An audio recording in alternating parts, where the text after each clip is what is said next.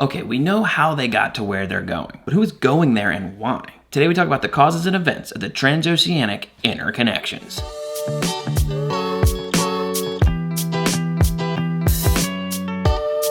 Okay, this section is like the beginning of a risk game. The College Board sets the board with the 5 major maritime empires and where they go. I made a map, obviously. Now this map is super busy, but the maritime empires are super busy. This map actually has all the land-based empires of Unit 3 and the maritime empires of Unit 4. So let's follow some of these lines and set the board for Unit 4. First, the granddaddy of them all, the Portuguese. The navigators in the bottom right are listed in chronological order. So besides Admiral Jing He in yellow, the next 2 navigators are Portuguese.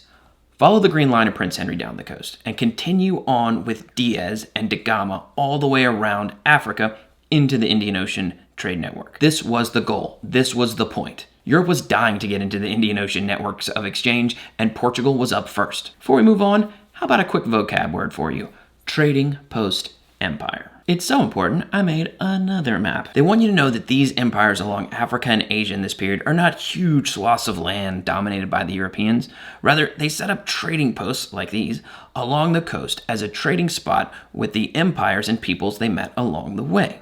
So Portugal's up first, and they made it into Brazil and around Africa into the Indian Ocean network of exchange. Next up, Spain. This is easy. Columbus to the New World, and then after the Treaty of Tordesillas, everything west of Brazil is Spanish territory.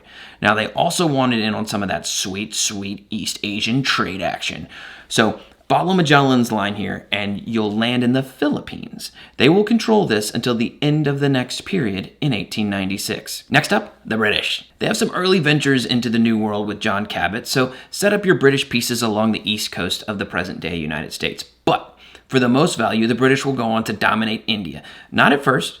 They're setting up a trading post empire too, but this will eventually be the jewel in their crown. Plus, we kicked them out in 1776, so yeah. Next pieces to put on the board, the Dutch. The Dutch are one of the most important empires to focus in on this period. Why? Money. The Dutch Trading Company, or the VOC, is the most profitable business of all time. The Dutch are a bit late to the game, but once they get chartered and out into the Indian Ocean, they dominate. They're going to get the real jewel of all this trade, Indonesia and the Spice Islands. They will even get access to Japan when everyone else is kicked out by the Tokugawa shogunate. Last empire, France. This one is by far the smallest. They'll have Canada briefly and a few trading posts along the Indian Ocean, but they are by far the smallest and least important of the big 5. Think of France as being way more important inside of Europe than they are outside of Europe in this period. Okay, the table is set. You now know where all the empires have set up shop. So what are the effects of this stuff? I'll see you tomorrow.